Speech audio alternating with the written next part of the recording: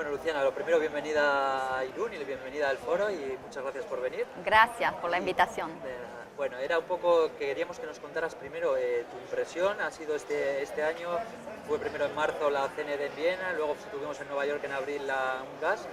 Había muchas expectativas puestas en este encuentro, muchas organizaciones no gubernamentales y muchos países creían realmente que iba a haber cambios. ¿Cómo lo viste tú desde dentro un poco? ¿Qué consecuencias sacaste o qué conclusiones sacaste de este encuentro? Bien, bueno, en primer lugar tenemos que decir que es un proceso de Naciones Unidas y en eso hay que manejar las expectativas en cuanto a los resultados que puede dar en un plazo inmediato. En general, podemos decir que todos los procesos de Naciones Unidas son procesos que son más lentos de lo que por ahí la realidad requeriría. En ese sentido, UNGAS no fue distinto y había muchas expectativas realmente alrededor de qué es lo que se podía lograr y cambios específicos que podían lograrse, y en ese sentido podemos decir que los resultados fueron magros y que hay algunos temas fundamentales a los que la sesión especial realmente no dio respuesta. Eso nos pone en un desafío también a futuro de cómo hay que seguir trabajando y para qué, pero creo que también el proceso de preparación de UNGAS, no solo la sesión especial en sí, sino todo el año previo, tuvo algunos elementos interesantes y de los que podemos tomar algunos aprendizajes para trabajo a futuro. Uno de los que destacaría como principales es el involucramiento de otras oficinas de Naciones Unidas, además de las oficinas específicas de drogas. Entonces es así que el Consejo de Derechos Humanos o el Programa de Naciones Unidas para el Desarrollo han hecho sus primeros pasos en opinar cuáles son las implicancias de las políticas de drogas en el desarrollo, en las políticas de desarrollo y también en la situación de derechos humanos. Y eso creo que puede leerse como algo positivo. Luego sí que hubo muchas organizaciones y muchos estados que tenían la sensación de que, lo que has comentado un poco, de que Naciones Unidas es un entramado muy grande, muy lento y poco ágil a la hora de hacerse a nuevos escenarios.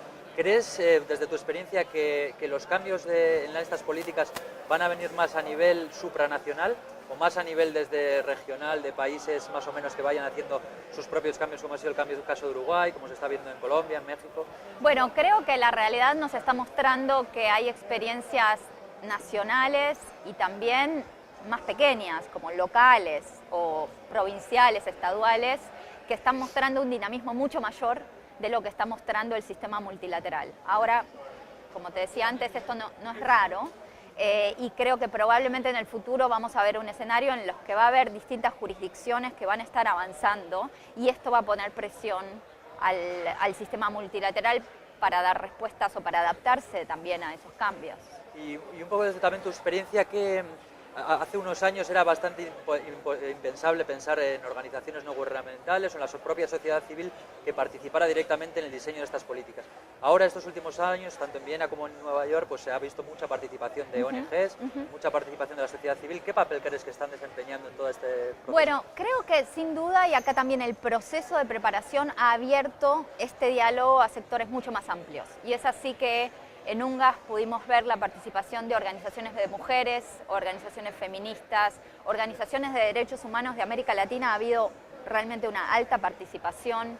El movimiento campesino de alguna manera también está dirigiéndose a este tema. La academia ha producido muy interesantes aportes. Entonces, creo que también el proceso mismo ha abierto y eso ha traído otra consecuencia que yo interpreto como positiva, que es que se ha puesto este debate en el terreno del debate de las políticas públicas. Ha dejado de ser un tema tabú asociado fuertemente a la moral y la cobertura de UNGAS en prensa en muchos lugares del mundo y en América Latina es particularmente así, ha sido una cobertura mucho más responsable en el sentido de que esta es una política pública, tiene muchas implicancias importantes en el área de salud, en el área de prevención, en el área de respeto de derechos, de políticas de seguridad.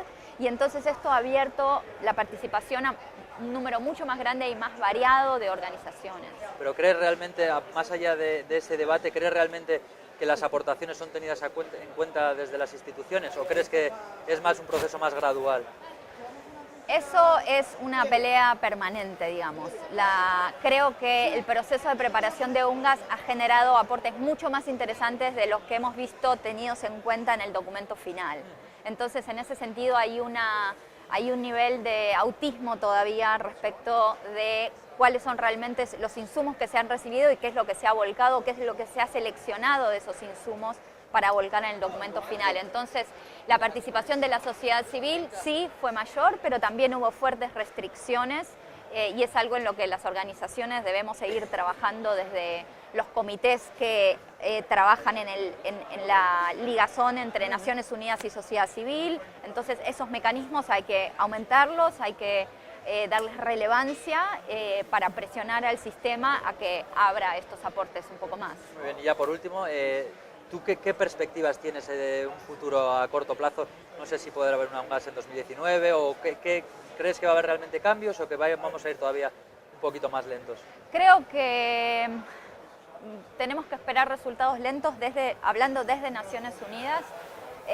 Pensemos, por ejemplo, en las respuestas que ha podido dar Naciones Unidas en crisis tan importantes como la de los refugiados o migrantes, cómo ha tratado las crisis, digamos, humanitarias que están sucediendo. Entonces, no podemos esperar que en políticas de drogas se transforme en un sistema rápido, dinámico. Eso es así, es una falencia del sistema multilateral, así como también la diferente participación de los diferentes países y el poder enorme que algunos países aún detentan dentro del sistema.